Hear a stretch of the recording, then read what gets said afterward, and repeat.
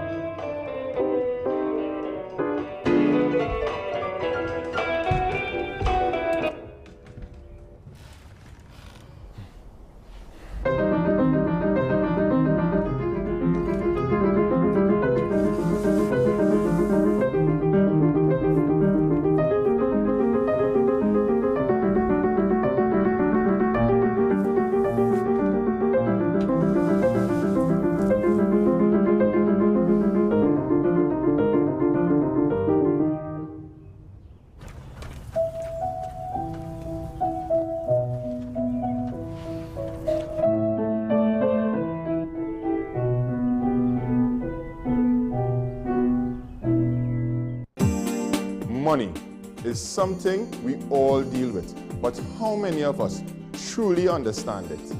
What if you could make better decisions with your money? Decisions that secure your future, protect your family, and bring you peace of mind. I'm Darren Jacobs, and I'm here to help you make sense of your dollars. Welcome to Dollars and Cents, the show that breaks down the financial world in ways that matter to you. No jargon, no confusion, just real conversations about money, your money. So join me every Wednesday at 10 a.m. on WESN for Dollars and Cents.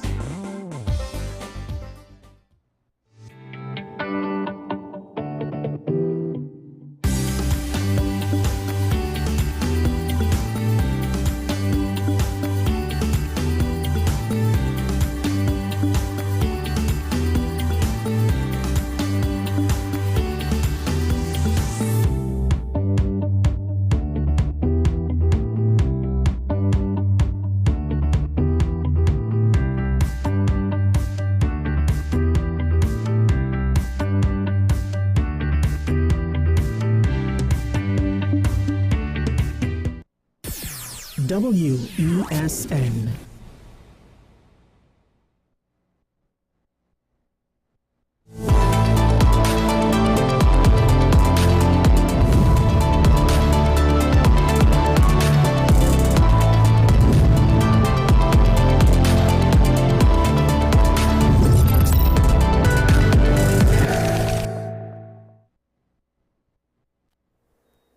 This is the 868. Throughout my professional life, I've been often called and told, I saw you there or here. And I often chuckled and said, it's not me. But people never understood. And so I am fortunate in this episode of the 868 to have my twin. Not my biological twin, but folks often take Ryan for me and me for Ryan.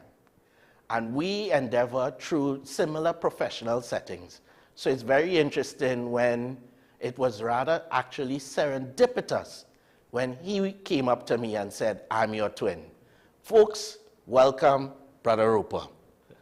Thank you very much. It does happen quite often, to be honest. I'm not sure if it's a good thing or a bad thing, but it does happen. And I really appreciate the opportunity to be here on this show. Well, you know, we're talking about backgrounds. And yours, like mine, I did intonate it, is very colorful because you've gone through the world of professional energy settings for years. You're back home in your own business, You do volunteerism quite a bit. I've seen you quite a bit in many of those trade settings, TIC settings, the things that drive our economy. So, but let's go back. I want to go back because as we don't get the twins to come together often. Is CIC? Fatima. Close, similar schools. Yeah. So you went to Fatima. Yeah. You got a good education.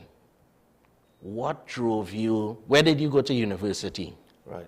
So I'll tell you the story. The story is quite, I would say it's quite unique. I went to Newtown first, Newtown Boys, then Fatima College, a lot of boys' schools here. And my uncle and aunt were in the oil and gas business. So they lived in Siparia. Every July, August. I would say Siparia. Siparia, yes. And so every July, August holidays, I would go down to Siparia and spend time with them, and even at beach camp, which used to be Trintopec at the time. And so I gained that experience working and seeing the oil and gas business, and it was there that I said, you know what, I am going to become an engineer in this oil and gas field. I was about 11 or 12, and that's how I decided to become an engineer. And then at Fatima, Fatima was really a wholesome place where it really helped me to connect dots, really to learn how to speak, learn how to connect with people, and of course, go after academics. So it was really good. And think about sports. I played a lot of sports in Fatima. I played cricket, hockey, and one other, football. Wasn't the best footballer, but very good at cricket, very good at hockey. You still did it. But still did it. And so the art of teamwork and understanding how to work together, and still with that drive to become an engineer was really strong from those Fatima days. And then I decided to do, at that time, SATs was a big thing. I really look at teenagers today and I wonder, hey, if I had the exposure, the opportunities that these folks have, millennials, and I would have been so much further, but regardless. You think so, Mike? Yeah. I think their chips are born. From the time they're born now, you're seeing them walking from 6 months. Yeah. You're seeing them, when you're speaking, they're looking articulately at you. Yes. So I think they're more competitive. I often tell my children, it's no longer a sport and a musical instrument to excel in a university setting. Yeah. So I don't know. I'm on the other side of the fence with you with that one. Well, what I'm saying is a lot of them are sitting down and not doing the things. I had to go every day and read a book on how to do the SATs. And there was a book, the SAT book, and I would have to practice. And then I did very well at that SATs. That's when I was able to get a scholarship. I went away. I did Morehouse College and Georgia Tech, two schools in Atlanta.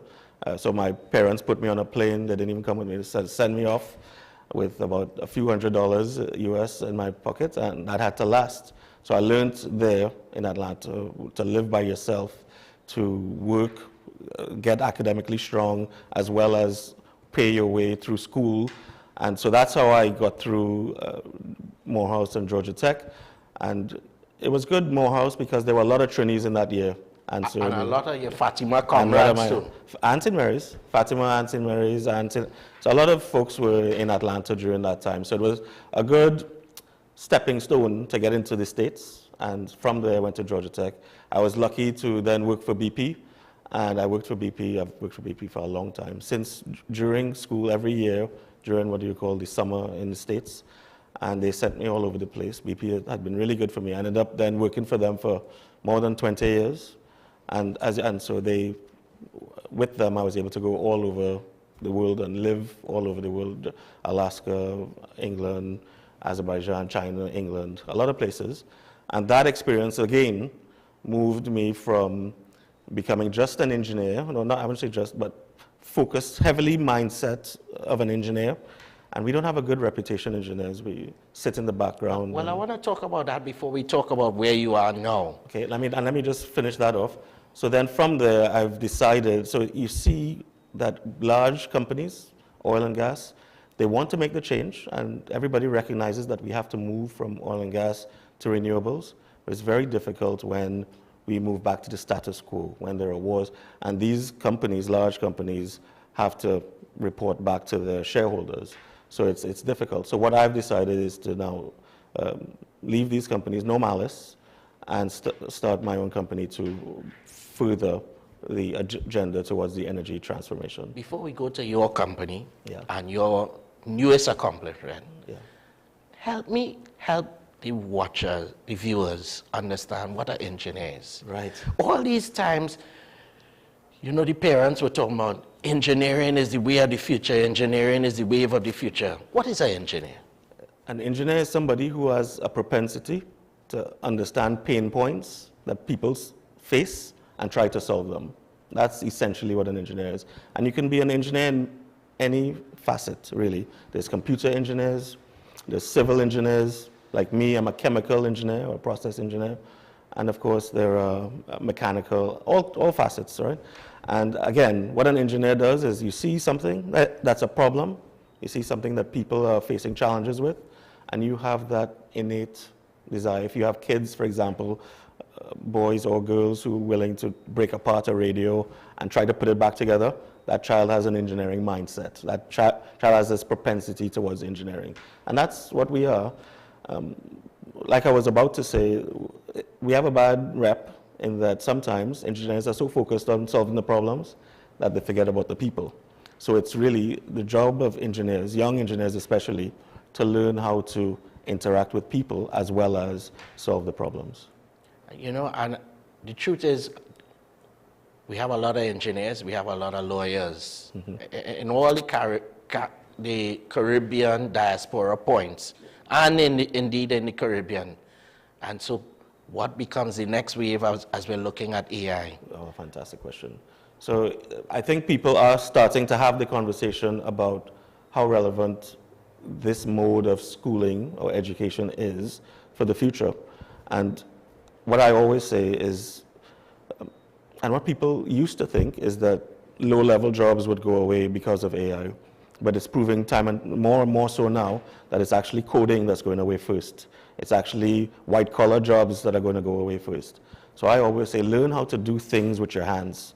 We in Trinidad and Tobago used to have John Donaldson Technical Institute, and we've moved away from these practical schools towards theory, and I believe that it's now going to go back to TechVoc, the MICs of the world, the NESCs, where you have to learn how to do things with your hands, because the computers are going to do everything else. Well, I want to tell you, the pandemic gave me a rude lesson. While we were all in our homes, Yeah, it showed you who were really essential and who weren't. that's right. And the plumbers and the electricians and the air condition technicians, they were the ones who got to really continue their craft and earn a living. And so all who are watching, I hope you're listening and understanding as two contemporaries discuss very relevant topics near and dear to you. So coming back now, after you gave BP the 20 years, Yeah, I think you've now gone into the green space. right. Tell us about your endeavors here. So really, it's the expansion of a family business. Consulting Engineers Associates Limited has been around for 30 years. The principal engineer, Vaughan Lazama, a lot of civil engineer, structural work, etc. I'm expanding that now to include resilient engineering, sustainable energy. Looking at, the first thing that we need to look at is energy efficiency. So people talk about renewables a lot, but there's a lot of work to be done first in how we utilize our AC units, how we leave our lights on all the time. So implementation of simple things like sensors, because we don't want to turn off the remotes, we don't want to turn off the ACs, these things. Simple energy efficiency innovations can help us to reduce our electricity bills. In Trinidad and Tobago, at the moment, we have what people call cheap electricity, but it's not cheap because somebody's paying it. It may not be you out of your pocket, but it's you out of your taxes. In Trinidad and Tobago, there's a relatively small amount of the population that actually pays taxes. So the burden is on these people to pay these bills, all of these subsidies. And yes, it's what's the word? It's something that we earned as citizens of Trinidad and Tobago, this right to have these subsidies afforded to us, but we're finding more and more that we can't afford it. So these subsidies are likely to start being eroded or removed. and therefore we have to really think about energy efficiency as individuals. You know, you touched something that really troubled me for a very long time. You're in the US, you see solar panels on roofs. You come Jamaica straight down to St. Lucia, where water is scarce, they create water wells below the homes, treatment, water collection. Things we used to see from our grandparents have now eroded and gone. And you ask yourself, what is happening in Trinidad and Tobago that we are not, like we missed the bus? And you often wonder, even I remember in renovation or building of homes here, I contemplated going solar. And then when you hit the bill, you say, my goodness, how could this even make sense? Then you ask yourself, well, why isn't the ministry giving you a subsidy, especially if your home is in a business or your business is in a business? Why aren't there subsidies towards this end so that you could make it back in a later time? Why aren't we being proactive? Why are we always reactive? Continues to be my quintessential question as we try to grapple with all these realities. And you're coming with simple solutions. I mean, I dare say my children always leave on the lights. So I'm programmed now around 1, 2 o'clock. When you get up, you know, the older we get, we have to take a bathroom break. When you wake up, the body is telling you things.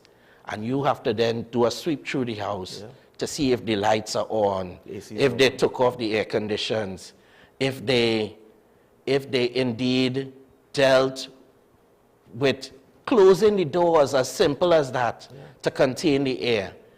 And you ask yourself, are we failing them too? So I've asked you 2 questions in a nutshell there. And so I'm waiting to hear what you have to say on the matter. Well, right. So in terms of Trinidad and Tobago, having access to oil and gas can be a blessing, but also a curse. And we call it the Dutch disease many times.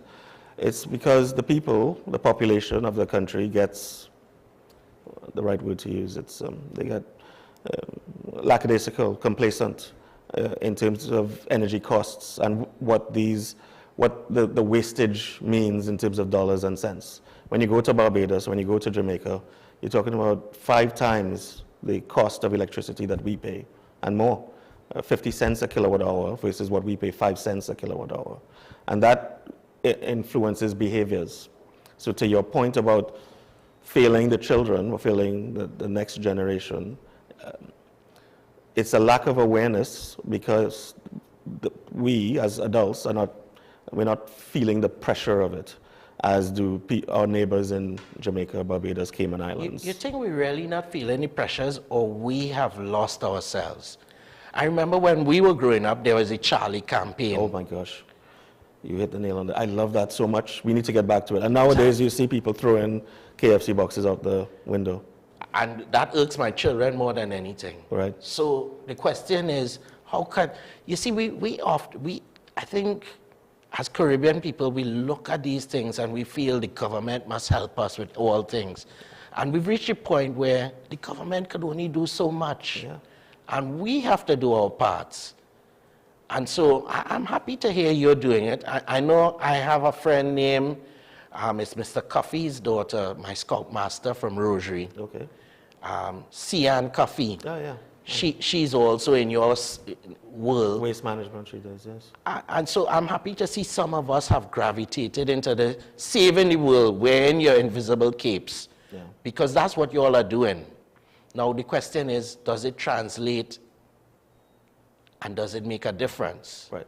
So Seal Green, this is why I have created Seal Green. It's in order to address what we call this implementation gap. Everybody, I think, knows that we need to move, just like you, into this energy transformation towards renewable energy, but you don't know where to start. You don't know where the costs can be beneficial to you. And that's what we're doing, right? Helping people understand where the return is for you. And working with now, especially the Global South, places like Trinidad and Tobago are receiving a lot of funding in order to move the dial on energy transformation. And accessing that, again, not just through government, through the IDBs, through green funds that are existent all around the Caribbean, because the money is in fact there. It's just we have unlearned so much as a people, not just Trinidad and Tobago, as human beings. We've unlearned a number of things with regard to, and I see it now starting to come back, how to do engineering using plants, using soil, and not just concrete all the time. So you can actually create retaining walls with the vetiver, for example. There's plants. There's so many things that we have unlearned that we now are trying to relearn. And that's what Seal Green is about. We're helping engineer resilient solutions for our climate pressures that we now face. And the Caribbean, the people of the Caribbean, we're at the forefront of the consequences because we're island nations, right? The consequences of climate change are real. And so I don't particularly like the word climate change. People utilize that word because climate change happens all the time. The climate changes, the world changes, it's an agile, dynamic thing. However, the way that we have built infrastructure for the past 50 to 100 years is no longer applicable to the climate pressures that we're facing as the world changes. And so now that's why I'm here. That's how we're tying back my desire to become an engineer with my experience as an engineer and a project manager and a project executive to now trying to change the way that we engineer solutions, infrastructure solutions that are specific for Trinidad and Tobago rather than relying on cookie cutter solutions from developed countries. Well, we have to do it one city at a time. I remember my dad was once the mayor of the capital city. Yes. And I suggested to him, why not get everybody to put plants in front of their buildings to deal with carbon monoxide? Why not get them to grow on their roofs alongside the solar panels? Why aren't we trying to get, the fastest way to get the change is through the businesses. Yes. And why aren't we trying to do it? Now, I know he went and council and all the bureaucracy involved in all those things, but it did not come to fruition. And I always marveled that at Synergy, Mr. Chinley's mother put those big pots and she left it out there, even during carnivals, as her part of the green process. I don't see them today. And maybe she's no longer maintaining them, maybe she's reaching age. But it starts with the little things, as you indicated, us understanding that we have to be responsible for the future generations. It's not one generation over. We often have to look at things 5 generations forward. And what are they getting? And I mean, I don't, we could talk it at another time, but the politics aside, the colors aside, it's about a nation building itself and growing out of it. And I hope those watching understand the importance of these conversations that we're having. So what else do you do? Is it SEAL? How do you pronounce? SEAL, Consulting Engineers Associates Limited, CEAL. So we call it SEAL and SEAL Green. We're now a group of companies focused on infrastructure, civils, and sustainable. And I know you called Vaughan Lazama, who is the APET guy, I remember well. He was the president of APET, but now he's the registrar of the Board of Engineering. I am now, in fact, the vice president of APET, the Association of Professional Engineers of Trinidad and Tobago. And yeah, we really believe in putting it out there that engineers can help you solve these solutions, these problems that we face. And we all have to work together. We have to realize that it's about our survival here in the Caribbean. And we need to put aside the pettiness. Spending money on wars to kill each other is anti what we should be doing. It's against what we should be doing is working together, one person at a time, one group at a time, one organization at a time, to help us first relearn, become more aware of what are the changes that we can make as individuals, as families, as groups about towards the energy transformation, towards reducing our carbon footprints, our impacts on the world, and changing the ways that we think about how we travel, for example. You just talked about one of them. One thing that we can think about is, you see it when you go away, people movers. We can all start in Trinidad and Tobago, everybody has a car, 3 cars, 4 cars, 5 cars in one house. We can all commute together, and that reduces your impact significantly. So simple things like that, transport, how we work together to innovate and change our mindsets in terms of transportation, in terms of how we work together, the temperatures which our rooms are at. We can do that together, but it's just about awareness. And I feel quite confident still, even with the negatives, that the people of Trinidad and Tobago, the people of the Caribbean, can become more aware and can shift their behaviors towards the positive. Well, you say that, but I look at the primary and secondary schools today, and they all have air conditions. Yeah. We grew up drinking water from the tap, hot environments, accustomed, going home sweaty, parents accepting that as the norm. Yeah. And then even doing our homework and going out and play again. Yeah. The status quo has changed. Yeah. Or maybe the goalpost has moved. But I wanted to change topics a bit. You did 20 years of corporate. Yeah. And then you've come now you've gone from full, fast-paced 45-hour weeks to now maybe still at 45-hour weeks, but within your control. Right. More access to family, more access to life, to training. You and I recently met in a continuous learning environment. Yeah. We're doing those same kind of things. How has it been to change? Because I know you've been in that fast world since high school. Yeah. How has the change been? It's still a struggle to change from you have a procurement officer, you have an admin, you have secretary, you have people who drive you to various locations. So, and now I am the bottle washer, cook, security guard. And so in terms of managing time, it remains a struggle because everything now is accountable on me, whereas we could share the load in corporate. So that is all about time management. So learning how to deal with time, how to communicate to employees, how to find cash flow every month to pay salaries. That's the challenge that I continue to face here and grow through.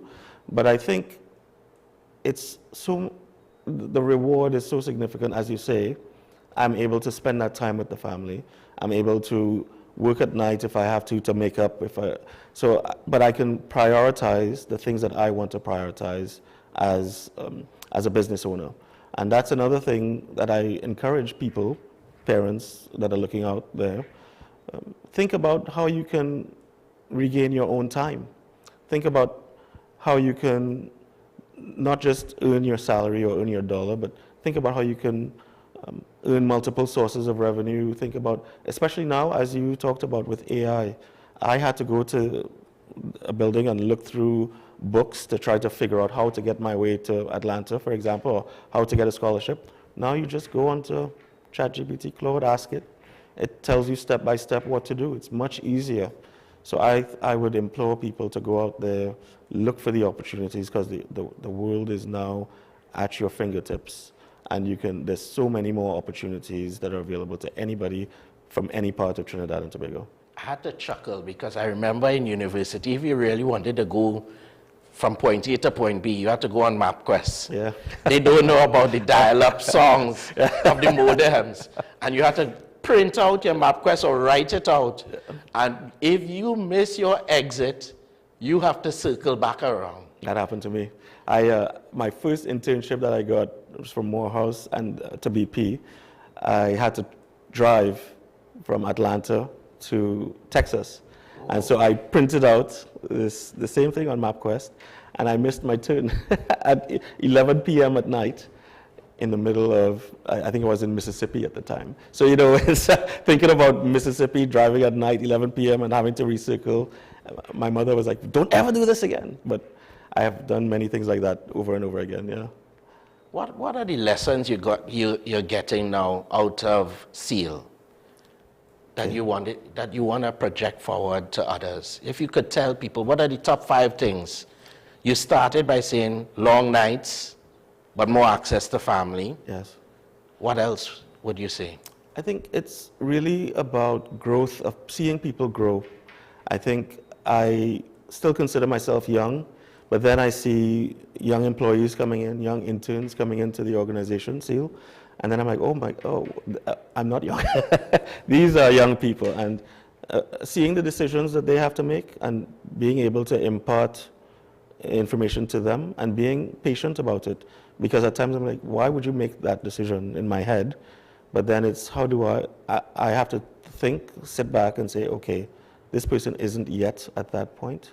Let me try to coax them or just show them how to make a decision on their own, not tell them what to do. So that's something that I have learned and I continue to get better at, because you have to allow people the decisions, for them to make the decisions. And so I give them some level of information and allow them to make their final choice. That's a good learning for me, especially for the young engineers who come into my organization. The third thing I think is that working in corporate, working globally, and coming back to Trinidad and Tobago, we move too slowly in Trinidad. Things are too slow. Just to get a bank account for a business, they say that it's online, but you've got to go through a number of hoops, and we are slowing down the rate of business and the rate of adding value to Trinidad and Tobago when all of the technologies available to reduce and minimize these, right? So that's number 3. That's the rate of pace of business and maybe even the ease of doing business. Another one is access to capital, right? Access to capital from a banking perspective. We need, entrepreneurs especially, need to have access to some sort of VC. I know there's things like planting seeds and so on, but it needs to be more systematic, okay? And I think that's something that I believe needs the risk averseness that I see present here. We need to come up with a way to help that. And I think the 5th thing that I'm seeing is that really we've got Trinidad and Tobago and the Caribbean, not just Trinidad, we've got to move towards the mindset of systems thinking in a more step-by-step approach to solve problems. Everybody, a lot of people, you said it earlier, somebody had to change this. The government had to do this. No, you can make change where you are, just as SEAL is making changes where we are, because we're developing systems. We're using AI, we're using technology to develop the systems specifically for us. Figure out what your processes are and sit down and develop your workflow. How do I get new clients? How do I build trust with clients? How do I build my plan to respond to RFPs? And then how do I ensure that I deliver a quality product to the client? Or service. Or service, product or service. Well, in my case, yes, definitely service. And when you build that out, then you build the systems for your company that allows you to deliver that product or service with excellence.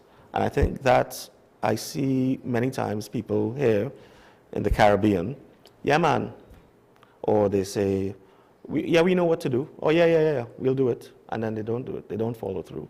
The systems are not in place. And I think that if you can teach your children from as early as possible, even 8, 9, 10, but definitely in the teens, how to think in a systematic way, I think that will help people in general go a very long way. Last point. What is the motto of SEAL? Oh, well, we have 2 things. We have our mission and we have our values.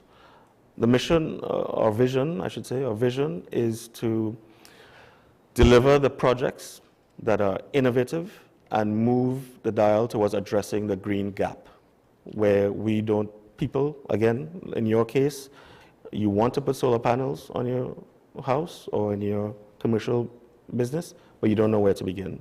And we're here to help you solve that problem. That's one. And our core values are we are driven. Discipline, respect, integrity. We add value. We're focused on engineering and net zero or neutrality. That's what we are, that's what we stand for. And we believe that we can do that not only here in Trinidad and Tobago, but across the Caribbean. Folks, you've been listening to my twin. SEAL, a phenomenal business model, well articulated, well thought out. It's a group of companies, a group of engineering minds of varying skill sets coming together to help you. You can't ask for it better than this. And so I want to thank you for being here with me. I want to continue in another episode wearing your APET hat. All right. Because APET as an association is a very crucial tenet towards not even just the macro economy, but the micro economy of TNT and probably the Caribbean. Yes. And so we'll take it up part 2, talking APET next.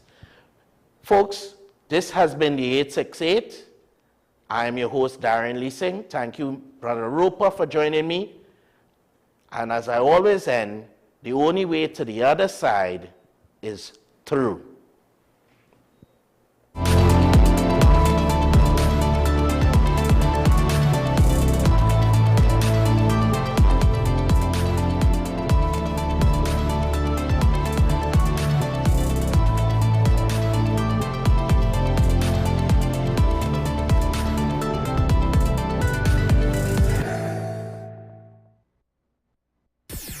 WESN.